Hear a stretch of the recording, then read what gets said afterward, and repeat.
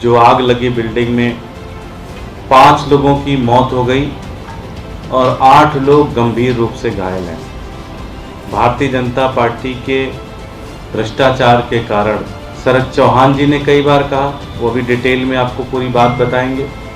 उस पूरे गोदाम की शिकायत की और कहा कि ये पूरा गोदाम इल्लीगल है।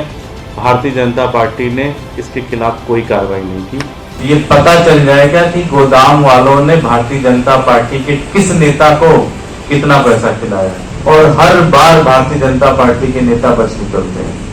भारतीय जनता पार्टी की एमसीडी के भ्रष्टाचार के कारण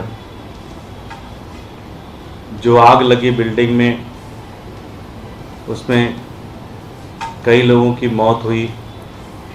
उस घटना से अभी दिल्ली वाले बाहर ही नहीं निकल पाए थे कि तभी भारतीय जनता पार्टी के भ्रष्टाचार के कारण एक और बड़ी दुखदाई घटना घटी है।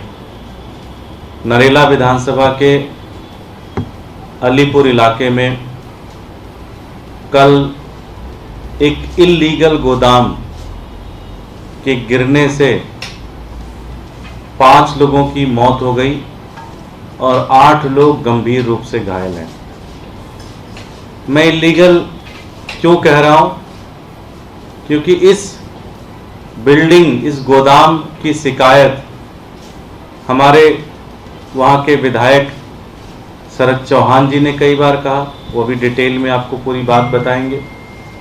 स्थानीय नागरिकों ने कहा, किया उसकी शिकायत, और सबसे बड़ी बात है कि खुद एसडीएम साहब ने उस पूरे गोदाम की शिकायत की और कहा कि ये पूरा गोदाम इल्लीगल है।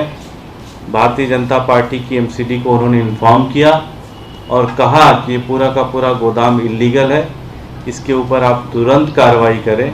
अगर आप कार्रवाई नहीं करते हैं तो किसी भी तरह की अनहोनी घटना घट सकती है। लेकिन फिर भी भारतीय जनता पार्टी ने इसके खिलाफ कोई कार्रवाई नहीं की। और मैं पूरी जिम्मेदारी से ये कहता हूं कि अगर जांच सही तरीके से हो जाए, ये पता चल जाएगा कि गोदाम वालों ने भारतीय जनता पार्टी के किस नेता को कितना पैसा खिलाया। बिना पैसा खिलाए हुए ये गोदाम नहीं बन सकता था। इसकी जांच होनी चाहिए। मुंडका में आग लगी, उसके ऊपर कोई जांच सीरियस तरीके से नहीं हो रही है। इसी तरह से और भी बहुत सारी चीजें हो रही हैं। दिल्ली के अंदर बहुत सारे अनऑथराइज्ड कंस्ट्रक्शन होते हैं, एमसीडी उसमें साथ नहीं देती है जांच के अंदर, और हर बार भारतीय जनता पार्टी के नेता बच निकलते हैं। अगर इसकी सही तरीके से जांच हो जाए तो मैं पूरी गारंटी देता हूं आपको, इसमें एक नहीं बल्कि